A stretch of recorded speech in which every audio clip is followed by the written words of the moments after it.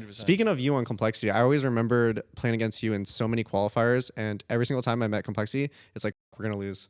like every single time we like get close to like making like something at the closed qualifier, we play Complexity. I'm just like, it's like GG. Yeah, they're in your head rent free. Yeah, it was you were the gatekeepers. Yo, what up, Sen City? Today we're doing a podcast with some of the Valorant guys, and we have joined with us Dephh, TenZ, and Zekken. So going to TenZ a little bit. You started from CS, and that's your first FPS? I would say, yeah, CS is my first competitive game, and had a lot of fun playing it. And then you, I think the two teams you played for, one was Cloud9, and then the other one was... Climbing up the ladder, like my first ever MDL experience, I played on Ocean's team. I think it was SKDC at the time. Mm-hmm. What do they call Odig? He's like the Godfather. He's the Godfather. He was like yeah. the collector of all the talent. Yeah. Afterwards, I guess C9 scouted me. I joined C9, like the CS:GO team. It was kind of weird though, because I was an opper in MDL and I got picked up for like pit player. Like I'd play like anchor, so I'd play like Inferno pit. Were you like B? Yeah, Mirage basically at? B Mirage. You were an opper, like, but you were playing anchor role. yeah. I feel like a lot okay. of teams do that, don't they? They No, kind yeah, of like 100%. get a guy in because he's the new guy. They put him in like the Put him in the bad spots. spots, but that's not the right way to do it, right? Yeah. I mean, Yeah. you're not playing to your comfort to that point. Yeah, I mean, Yeah. it's like one of those things where like if you're a younger player, like, and you get a really crazy offer too, you're not gonna say, oh no, like I can't play that role, you know? Yeah. You're always gonna be like, oh, I'm gonna accommodate. Just not a fan of that thought process of like you bring someone in and then you look at how they play and you like how they, do things, but then you change it up. It's like throwing them under the Kind of bus. why I like Valorant too, right? Like you play like a role, Mm-hmm. and it's not like you're gonna put Jet on certain things like anchoring B on. Yeah, it makes things really easy. Like It does. in CS, there's not really like a role. There's like a unsaid role that you're gonna like fulfill. Yeah, there's you like gotta do it all, but then yeah. you have like a set position. Basically. But yeah, so you went from Cloud9 bought you out from ATK, and then you were on Cloud9 for a bit in CS, and then yeah, so I was on C9 CS:GO, and afterwards, like 3 months, got cut. So I was why'd you get benched. cut? Why I got cut? Just You're sleeping in or what? no, just like some team stuff. I wasn't sleeping in yet. That was like That came later on. later? Yeah, that was later on. Okay. I remember you blowing up though. You were like, even in that 3 months, there was like a bunch of clips from you. The D clip I remember on. Oh yeah, yeah. Mirage. Yeah, a lot of people liked watching like stuff from my stream. Yeah. So just some inner, team stuff, and it just wasn't working out. And then Yeah. they cut you, and then you were still on C9 at that point? You were just Yeah, so doing then content? afterwards I re-signed with them as a content creator just because I just wanted to like feel it out. Like my stream was like doing really well at the time, and Valorant, like by the time actually when I got like benched, that's when Project A just got like announced, and so I basically told the like C9 management at the time, I was like, hey, like I kind of want to try out this game, and so they held on to me for the duration until Valorant came out. I was signed to them as a Valorant player. I kind of built the whole entire like CS, like the original C9 like Valorant team. Oh, you like helped them scout the players and put them together? Yeah. Okay. And just some like stuff. I ended up going to content creation again because I went from like 1,000 viewer Andy to like 20,000. Yeah, blew up. And that just happened overnight or what? Yeah. Like was it like I think it was because like there's like multiple factors. I would say I'm both like fortunate and lucky, I would say as well, because I was able to get Valorant first, like the rank.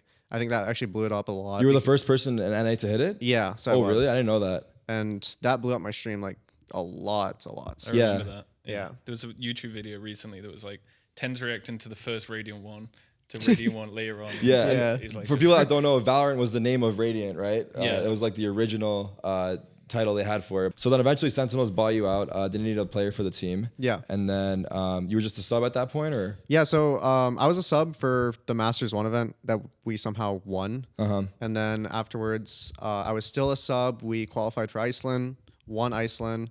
And that's when, at the end, like literally a few hours or an hour after we won the match. You won as a sub for the team? Yeah. Oh, I didn't even know. I thought you were signed at that point. you were signed that whole time. Oh, shit. Yeah, So- you guys dominated too. So there- It wasn't just like, it wasn't So that's just like wild. You came in as a sub 1D event, and then Sentinels is like, Didn't- Rob's like, yo, we got to get this guy at this point. Like, we can't let him go. You dropped like one map, right? Or something. Yeah, and you know what it was? It's probably like that trial effect. You know, like when you trial honeymoon a player. phase, Yeah, the right? honeymoon phase. But Like It's It's a a real thing. thing. It's gonna. Definitely. I mean, hopefully it's a. It's a thing for we're sure. praying for the honeymoon phase right now. We got the Brazilians coming in and stuff. It's gonna get wild over I here. think so. So yeah, that's definitely things coming together, working out for you, and we're happy to have you. Obviously, all you guys really. And how about you, Dephh? You came from CS, and you're kind of one of the OG guys over there. So what's your like transition into esports, going pro? Yeah, so I played semi-professional football for an academy, and then straight onto university. Football, soccer, by the way, for people. He calls it football. We the call it uncultured, soccer. It's a whole thing. Hand egg. We don't know. Just had a whole World Cup. Like. But yeah, went to university. Always loved gaming. Like I played a bunch of different games, different genres. I was 24 and I got a Twitter DM off Warden. Warden, one of like the OG CS pros as well. Yeah. Like very well respected in the scene. Yeah, so I was like, damn. Got this DM. I took it to my parents. I was like, I'm gonna be flying to North America next week, and they were like, what? I'm like, yeah, I'm gonna get on a plane next week. I think they thought like, oh damn, he's gonna get his organs harvested. or No, I think he's running away or something. This is like 2014, right? Yeah, So I this mean- is like the beginning of esports. Yeah, no one really knew knows what it esports is. Was. No one like knew you could get checks for it, and then Yeah. ever since that flight, I've been here for 7 years now, married to an American. So Yeah, so you're fully transitioned over. I'm like, I mean, UK yeah. who at this point? Brexit, that ain't me. You're losing I'm your no part of accent that. like slowly. I am. People think I sound Aussie now because I lived in Texas for so long. So, yeah, I mean, I definitely started late. I always like look back and think, what if I started at like 18 and I was just fucking frying? Because you were 24, right? When it was your first year into and it. like 24 now, even people think like, oh, he's Yeah, you're zooming getting up a older little because there's bit. so many Zoomers now. Like Zekken, you're 18 now, right? Or you're still 17? Yeah. So like, dude, we got like, I mean, I think every team needs a Zoomer. So what about teams you played for? Like, what are the pro teams that you've been on, and in order if you can? Well, I haven't played for many, to be honest. I played for Complexity. I had a few offers in between that, but like, I'm kind of a guy that likes to stick around and be Set up base. Try and make it, try and make it good. But that just never happened with Complexity. It just didn't work out. No good on the management back then. But and what year was this? This was like, I think I started 2014 or 15. Okay, so it was like early. Now Complexity, because I know Complexity now is like insane. Yeah, so Complexity had like no money before, so like No getting investment. Players They were have, scraping the bottom of the barrel for a lot of players, and then they got the Cowboys deal, and then obviously that changes things. Right? Yes, they are. It's still like decked management. out. It was still like management heavy, and like it's hard to build a team if it's decided by people that actually don't play the game. So. Yeah. I actually think it's like a lot better, or like when stuff succeeds a lot, like in a team. I think it's like a lot better when rather the org runs a team, but it's more of like the team built itself and the org is supporting the players. At least like from like a standpoint, like how I felt with like Sentinels compared to other teams I played with. I really like that direction. 100%. Speaking of you on Complexity, I always remembered playing against you in so many qualifiers, and every single time I met Complexity, it's like, fuck, we're gonna lose. like Yeah, every in single your head? time we like get close to like making like something at the closed qualifier, we play Complexity. I'm just like, It's like GG. Yeah, they're in your head Yeah. rent Keeping it a free. little bit. yeah, Yeah. it was you were the gatekeepers. Fuck. Touching on that point a little bit, so you guys think it's better to have the org making decisions on the roster, or is it better to be player run? Like, It's like sensitive for Yeah. Sentinels a little bit, but I think like your coach has to be like the main guy Mm-hmm. making a lot of decisions, and GM obviously if you have a GM coach relationship, but I think it coach and then it kind of branches down. so the coach should have like pretty much like a lot of control. I think coach and like analysts working 'Cause- together, and yeah. then down to IGL, and then down again. Like I think that's the best way to make a functioning team. Yeah, like I don't know. Like let's say one day, I'm on the team and I'm like, I go to the guys. I think TenZ has to go, and then I tell the team TenZ has to go, right? Yeah. And then let's say the team agrees with me, Cut and next like day. like all the teammates agree with me. Let's say, and then the question is like, can we actually get rid of him? Like, will the org listen to us here, or is it like the org will be like, no, you guys have to do it? Like, is that okay to be it that way? Like, I feel like that's kind of messed up if the org has full power at that point, or the coach is like, no, Yeah, I the think coach goes back to the org and they're like, no, you can't do this. I think if you're a good and close team, like if you're a close team, people realize like when it's time or when you're getting caught, or you can feel it, right? You can feel it coming. Yeah, I guess like I think so too. There's a moment where you're just like, this like ain't it's working. like there's like a little subtle distance that's being created, which is obviously. kind of you can feel it as a player. And that's organic, isn't it? Yeah, I think that's like why you like even like great teams will disband at like a point, or like players will change just because like the magic like that was there, like sometimes it'll just fade, or like you have a formula but like suddenly like the formula like doesn't work the same anymore, and like when that time comes, like definitely you can feel it in the environment, and just like it feels like kind of dead, you know. Yeah. And it's like we need like something to revitalize this team, and that's why some people normally try to like just go for change. Yeah, and also it's sometimes like better to sometimes talk it out and not make that change, and that's a common theme in NA where it's just like you lose an event, like you're gonna cut a player. Like we know C9 just bombed out in the finals versus 100 Thieves, so let's see who they replace in typical NA fashion. No, but they just made a weird decision of like, I know it's like you can experiment obviously end of year, but putting Ye as IGL, like That's a troll, right? He's, Is it? That was a troll. You think so? well, how is that a troll? He's sitting in the middle. He's doing most of the talking. I actually can't. I think tell. they have him in the middle because they're trying to go for that simple-esque, like they want to have our star player in the center, like this is our guy. And then there's no way they're having him IGL because it would just be too ridiculous. Also, it's kind of like shooting yourself in the foot because you're going to this event and then right after that event, the entire game has changed. And now you're just like low confidence a little bit. Yeah. I feel like it would have been better to just, I mean, I don't know if you take a break or what you do. I mean, if they already have their roster, like you guys can't play because obviously we're working on visas for a couple of our guys, but would it have been smarter for them to not actually just go to that event? Like, should they have stayed home? Nah. You think going to it was fine? I think getting that match experience, like even if they're like losing, it's whatever. Just getting like the first LAN jitters out of the They got finals too, right? Yeah, like they played good apart from the finals, but like just getting like meshing, it's important just to get that experience. Yeah, just being in that environment, high pressure. I think like when you have a core and you're like replacing a few players, then like going to an event like that's like completely fine because people have seen like what your general game plan is, like how your team functions to a degree, and it's a lot easier to like slot in players into like certain roles and stuff like that. But I think when you're like rebuilding a team from ground up and people really don't know what to expect, you really have that like surprise factor in your like favor. Yeah. And so I think that's probably like What they lost, you're kind of saying like they lost the surprise factor because they have new players? Well, I'm saying like for like our team in particular, like I think like when we're going into the franchise league, like a lot of people are not going to know how we're going to play because it's a brand new team. Like sure we have like kind of like components of like ideas of like mix, but overall, we have like a like slight XSET core, but ideally it's like it's an advantage. We have like a loud core too, so it's really like a mixture of ideas. Yeah, so I would say it's advantageous to us. Yeah, I think it goes both ways. Like you said, LAN experience. And then also just like you guys have the surprise factor. Like when you guys come to franchise league or go to Brazil, it's like, we don't know what to expect from these guys. Brazil is going to be like a really cool tournament, but kind of doesn't mean a lot to the rest of the year. You want to make, you obviously. What is the theme behind Brazil? What happens? It is just like introduction to all the teams that start the circuit. Yeah, but like the big tournaments at the end of the year, the champs and stuff, like that's all through the league and the weekly play. So yeah. Well, and what's the prize pool of Brazil? Do you guys know?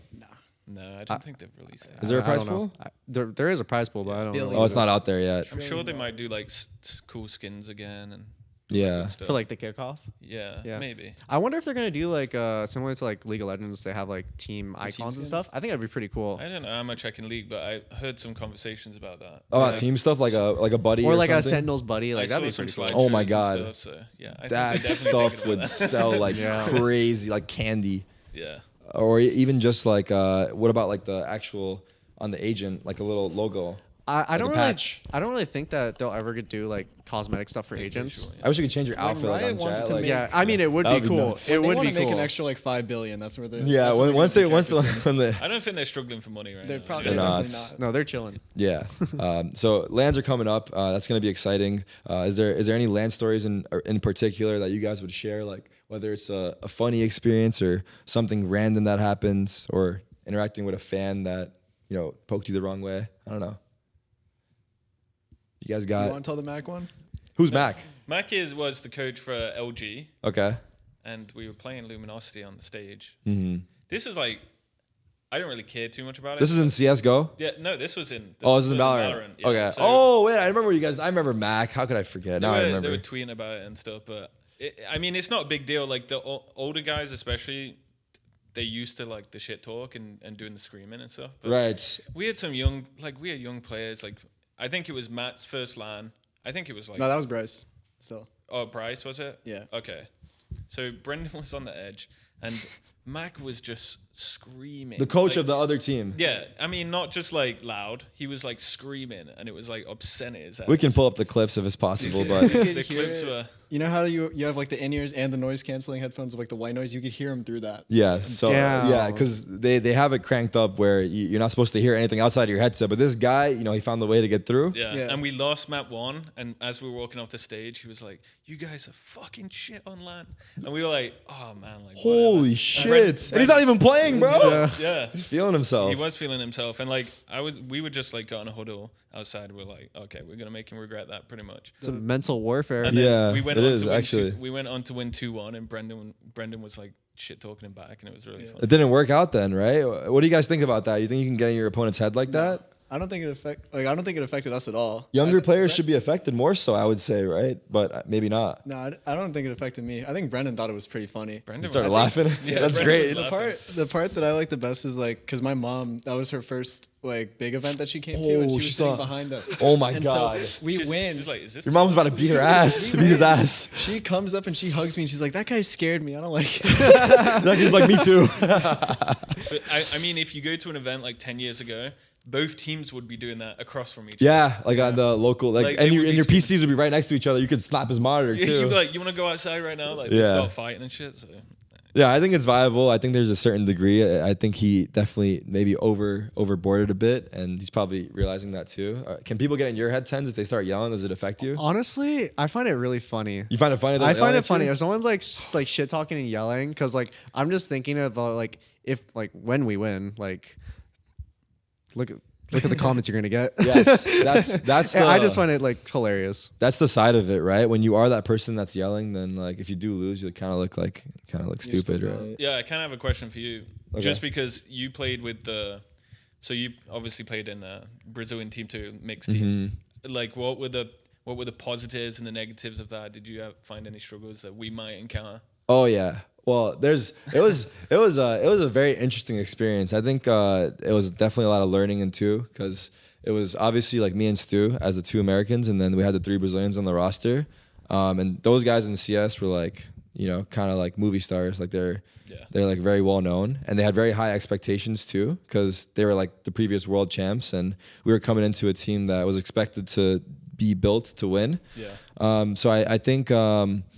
The thing is that I think they did a good job at making it inclusive. Like our manager Ricardo, for example, like he would always make sure that, and I think that's an important part of it, is that like it wasn't like them and us, it was like all of us together. Yeah. And we would always do everything together. Like we'd always be as a team, and like the environment and the culture didn't play that big of a factor, even though they were like so different in their own ways, right? Just how they did things. Yeah. But they made an effort to like, include us in the bigger picture.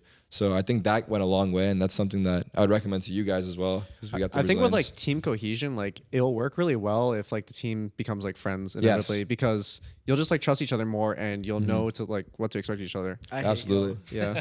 Yeah. I always say like personalities kill teams quicker than skill does, and it's so 100%. true. Like personality is just like some personalities can rub people the wrong way, and then if it's not addressed, we had this culture on exit where we're gonna introduce it to the team too. Like if you've got something to say, just say it. We have like powwows at the end of the week where if you do want to go hard on someone and they piss you off, like you can say it out loud. And just like that, just doing stuff like that is just so important. Being open about it, right? Yeah, like, is it people better to hold it in, or people bottle no? it I don't up think so. And they get angry, and then they fester it. But we encourage, like, dude, just shoot your shit. If someone's having a problem, just Stop mention it. fucking solo pushing, man. Yeah. Dude, that's like a general advice to just like life in general, or like even like relationships. Just like communication is key. Don't let your like emotions like bottle up. Like if you really have something on your mind and you're letting it like kind of simmer, Yes. that's probably not like the best. Like you want to like definitely vent out like what's bothering you and see if there's like solution to it. Yeah, the longer you hold on to it, the worse it's gonna get. And I think an important part of that is the delivery, right? Like, and how you address the person. I don't think you can just, if you go the wrong way about it, then they might take it the wrong way when you're not trying to. Yeah. Like if it's like, yo, stop fucking doing this shit, you're fucking pissing me off. Like I'm gonna fucking beat the shit out of you. Yeah, people say that about me. Like some of it's like your tone. You're like the tone and delivery. Like that's one of my main weaknesses, really. When what I'm saying in my head sounds better than that's the hard part too. Yeah, that's also something to touch on with the Brazilians too. Like communication is different because they approach things differently and they're more blunt for sure. Oh yeah, like Fallen will just straight up tell me, yo, this is shit, don't ever do that again. Like, and then I'm like, all right, you're my daddy, like it's fine, I got you. You don't want me to do it, I'm not doing it, I'll do exactly what you want. So I think it's also just everyone being open-minded about it. And I think Sasi and Pancada, from what I've heard and from speaking to them as well, they're like very like excited, which is I think is going to be awesome for everybody because excitement will just build into something greater. And then 2, they're also like open-minded. Like I don't know how much you guys have spoken to them or how much you've played with them up to this point, but what's your take on it? Like, is it going to be a good situation? I was just going to add on what you said about Fallen. That's what Sasi did to me. Like when one of our first team meetings, he was like, yo, Zekken, I've seen some of your streams, man. Yo, stop pushing through smokes. Yeah? He's showing your ass. He's showing your ass. I think what's interesting too is we have 2 Brazilians coming into it, NA core pretty much, so NA coach and then NA players or and you had that difference of being joining a Brazilian core with Brazilian coach. So I think it would be a slightly softer landing there for sure. Yeah, I think so. I think you guys have a good group of people, so it's going to be fine regardless. But touching on that a little bit, I mean, we're going to Brazil with the Brazilians, so like, and we have like, we're the most popular Valorant team in the world. So I feel like it's about to implode out there. I've got a small Brazilian fan base too. Those guys love me. As an honorary Brazilian playing with the boys in CS. Are you guys excited for Brazil? Like, what do you guys think about that? Is that going to be wild? I think that'll be the craziest tournament I've been to personally. Yeah, no. That'll be my first Valorant LAN with a crowd. Yeah, all the Valorant LANs I played, they had no crowd. Only been one, right? Turkey. Yeah. It's only been Turkey. Of course. Yeah. So I only been to a LAN with a crowd, you're saying? Oh no, I did it once in CS before. But I think the atmosphere, like when we were playing at LAN in like Iceland, Berlin, stuff like that, it felt kind of like online still, just because there's no pressure, there's no like crowd like watching everything, like you don't hear like the reactions of it's just like a whole like experience. Like I don't even know how to explain it. Getting cheered against is so fun. You like that? Zekken's crazy. No, when we played Fnatic, because Alfier was the only like Turkish representative, and it was so fun just to silence the crowd. At the very first pistol round, they were all chanting Alfier, and I right clicked him and he insta died, and they just all was just that went Pearl silent. On elbow? Yeah, it was Pro. Yeah. He slid into me, died instantly. The crowd just died. Dude, I love that clip of Don, and he's like shushing the crowd. Dude, they were so mad. But it's so fun. Just like, even if the energy's not for you, just the energy being there in general, it makes just the reaction. There was such a fun crowd experience. At the end that were just like this. yes. The thing is also a country to country, it's a little different, right? Like in Turkey, the crowd got silent once you guys, shut them down. Yeah. But then in Brazil, these guys might start getting like, if a team is beating us, they might start booing them, which I love. What do you guys think of that? Do you guys okay with the crowd booing the other team, or should it just be like, sportsmanship?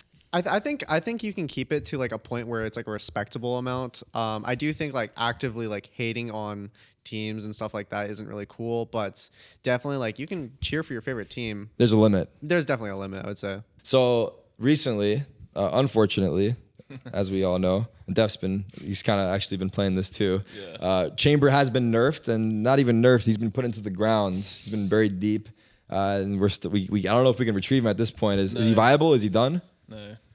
Dig deeper. Maybe on like some maps, but like he's pretty dead right now. Dead? Yeah. I think it definitely could be like a one-off map maybe. Like it can fracture.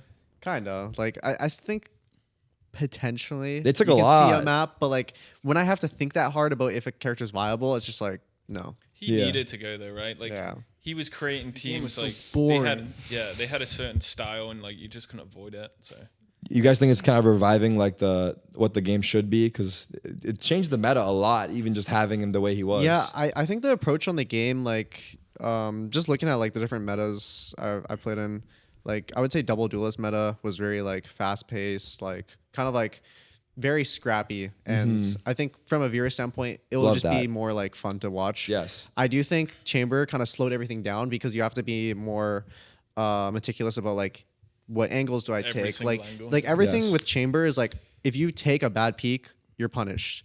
If you peek him, he misses op shot and he pulls out his pistol, you're still punished. And I think that was kind of like and he's a Sentinel, by the way. Yeah, and one of us. That's why he was so OP. Yeah, them poor Sentinels out there, man. Just Oh yeah, it killed a role completely. Yeah, it killed a role. So the Sentinel role became like something that was just completely Welcome back, Baby J. Completely different. Yeah, seriously. Welcome back to all the Sentinels around the world, because now it's like, you know, we can actually play the game that we know. I mean, Dephh was like running around the ranked. I noticed him for a bit there. I was running into him on Chamber, and he was like whooping out, busting 30 bombs, like just owning. Like I don't know, it's definitely too busted. It's unfair, man. It's unfair, and you know, as a Chamber man, I think I'm happy to see the changes. To be honest, yeah. I think like even the last grand final that just happened, 100 Thieves in Quad 9, it was like the last hurrah for Chamber, because like the 50-50 fight between Ye and Cryo. Like whoever would win that 1v1, they would like instantly win the round off it. And I feel like the game just shouldn't be like that. It's like superheroes. Man down in Valorant is like so hard to play. Yeah. What's the stats? I've seen the stats before. It's like 80, Drew it's like 80% or something. It's like we did this like research of our scrims for 6 months with Chamber meta. If you got first blooded, you have like 15% chance to win the round.